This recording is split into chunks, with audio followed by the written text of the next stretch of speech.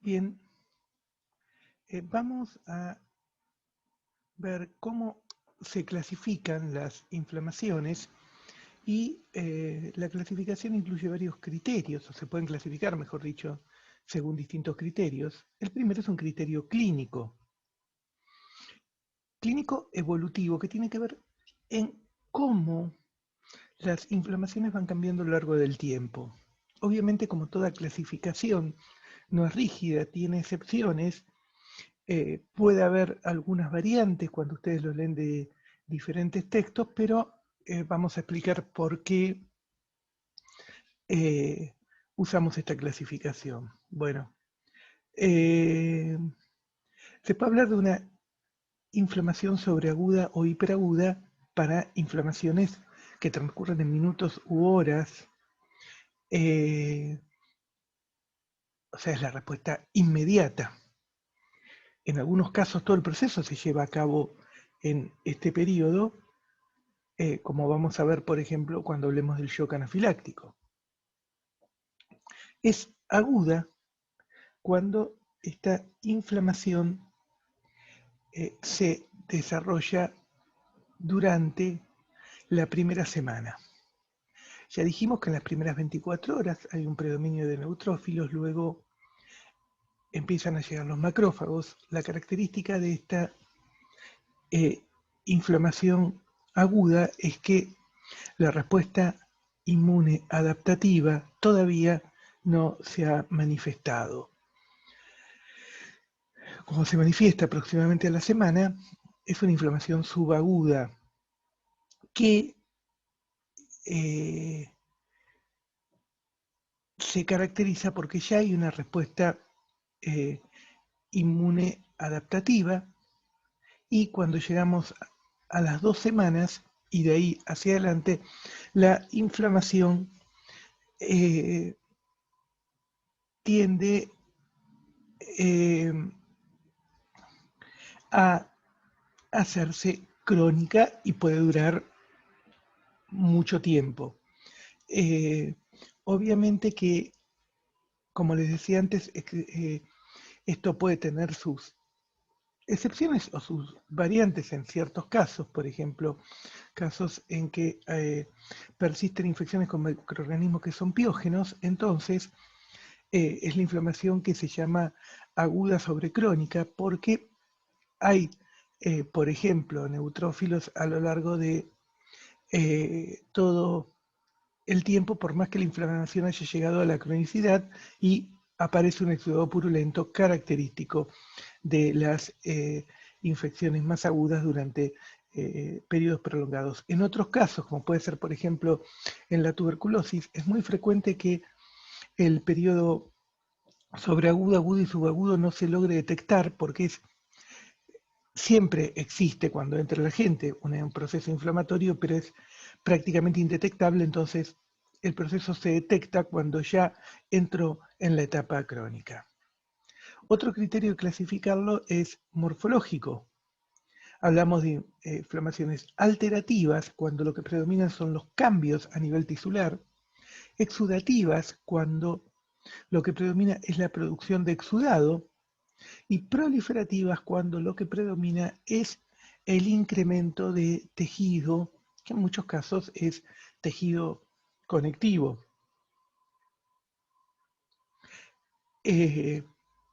Las inflamaciones exudativas, a su vez, las clasificamos según las características de el exudado en serosa, catarral, fibrinosa, purulenta y hemorrágica. En una inflamación serosa, el exudado es un exudado transparente, proteináceo, siempre más proteináceo que un trasudado, por eso es exudado, y es el clásico exudado que tenemos en un resfrío típico.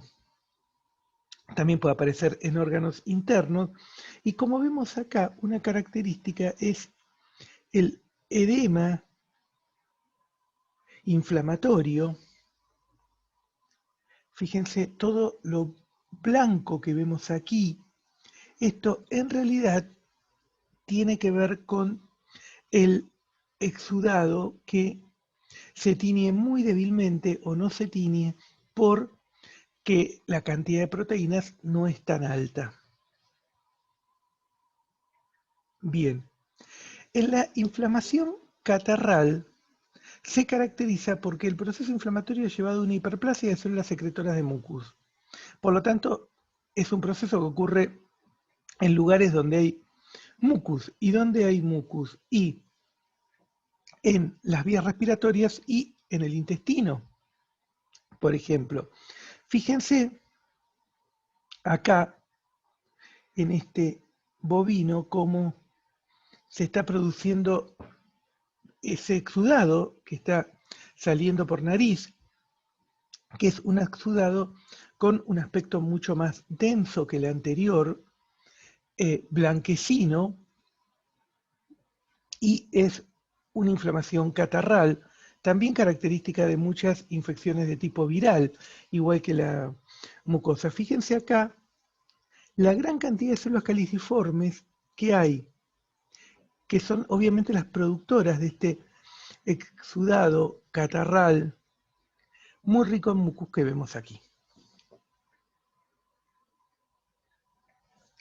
Cuando el exudado es rico en fibrinos, que la inflamación es fibrinosa, o en fibrina en realidad, porque el fibrinógeno se transforma en fibrina, es un exudado que en realidad es rico en todas las proteínas sanguíneas, entre ellas el fibrinógeno que se transforma en fibrina, que forma estas especies de bandas.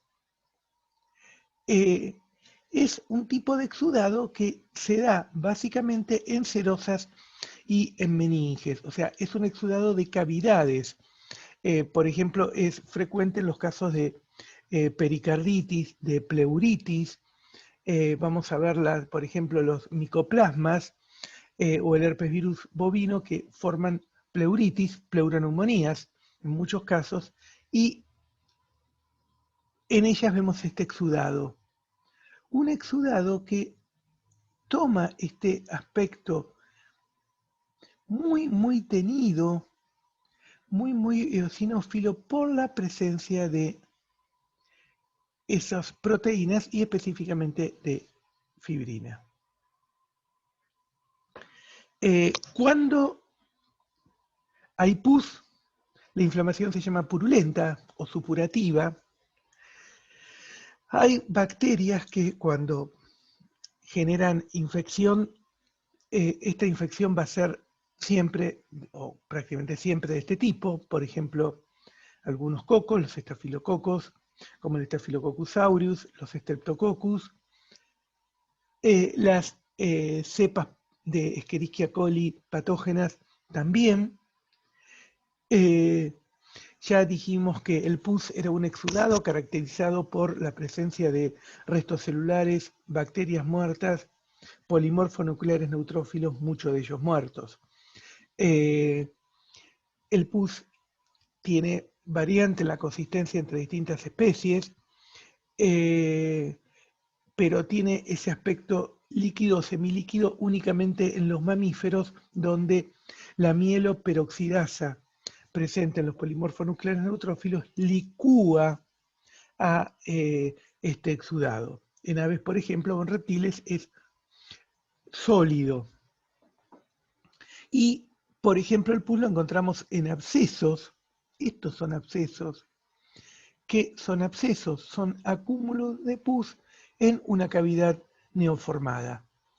El absceso va a quedar rodeado por los tejidos adyacentes y posteriormente podrá resolverse por completo y regenerarse el tejido o ser reemplazado por tejido conectivo. Fíjense acá, abscesos en diferentes órganos. Y acá tienen la característica del absceso que ya se les va, fíjense la cantidad de polimorfonucleares, esto ya se les va a explicar con mucho más detalle cuando se les describa el preparado. También puede haber un empiema, donde el pus se encuentra en una cavidad preformada. Entonces, por ejemplo, podemos hablar de un piotórax, si es en la cavidad torácica, o podemos hablar de piómetra, común, especialmente en perra, donde se acumula en útero. Acá tenemos la piómetra en una perra. Piensen que este útero tendría que tener unos pocos milímetros de espesor. Obviamente que esto es fuente de autointoxicación para el animal. Bien, acá tenemos, fíjense, la presencia de una enorme cantidad de exudado en el interior de una luz. Por ejemplo, cuando hay ciertos tipos de infecciones uterinas, vemos esto en la luz de las glándulas uterinas. Siempre muchos polimorfonucleares neutrófilos. Acá el típico exudado purulento con muchísimas polimorfonucleares neutrófilos muertos. No se llega a ver quizás del todo, pero veríamos muchísimas células con los núcleos con características de muerte celular. Y acá vemos lo que se llama una pústula, donde ese pus se acumula a nivel epidérmico. De todas formas, aunque la lesión parezca epidérmica, siempre tuvieron que llegar a partir del tejido conectivo los polimorfonucleares. Recuerden que siempre las inflamaciones son procesos de tejidos conectivos. Inflamación hemorrágica, donde el exudado se mezcla con hemorragia, entonces es rico en sangre. Por ejemplo, ocurren algunas parasitosis. Esta es parasitosis por Ancylostoma caninum en perros, que justamente tiende a dar este tipo de exudados, por que el parásito es hematófago y además, para poder favorecer el poder ingerir la sangre desde el intestino, libera sustancias anticoagulantes. Bien. Y otra forma de clasificar a las inflamaciones es según la extensión. Focal, un solo punto. Multifocal, varios puntos, pero cada punto está separado por tejido no afectado. Extendida localmente, donde hay una porción del órgano que está afectada y el resto no, y difusa cuando está todo el órgano afectado. Y acá tenemos un ejemplo de inflamación proliferativa, que en general son inflamaciones crónicas, donde vemos la formación de nuevos vasos como una característica, la presencia de macrófagos que por las citoquinas y los factores de crecimiento que producen, inducen la proliferación de fibroblastos y la formación de nuevos vasos. Bien, la inflamación es un proceso característico del animal vivo y que fue evolucionando a lo largo de la historia de la vida. En general, los procesos de fagocitosis están siempre, porque como les comentaba en otro video, la fagocitosis es un proceso que se relaciona directamente con ya la unicelularidad. Entonces, cuando hay un cuerpo extraño, por ejemplo en esponjas, en celenterados, en diversos filum de lo que se llama gusanos de vermes, pueden ser nematodes, por ejemplo, hay proliferación de células alrededor de un cuerpo extraño. Muchas de estas células son fagocíticas. En los anélidos, por ejemplo en las lombrices, en las sanguijuelas, se agrega una encapsulación por tejido conectivo de ese cuerpo extraño.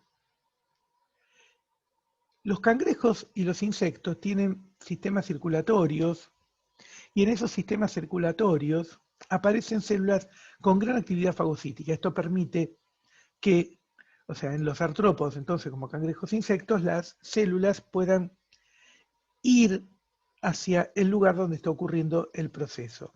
O sea, no son iguales a nuestros glóbulos blancos, porque tampoco ellos tienen lo que se llama una hemolinfa, y hay muchas diferencias entre la circulación de uno y otro. La circulación está mejor desarrollada en los moluscos todavía, donde aparecen procesos de migración y fagocitosis de fagocitos especializados. Y la clásica inmunidad dividida en inmunidad innata y adquirida está bien desarrollada en los vertebrados, pero alcanza en los mamíferos el mayor grado de complejidad.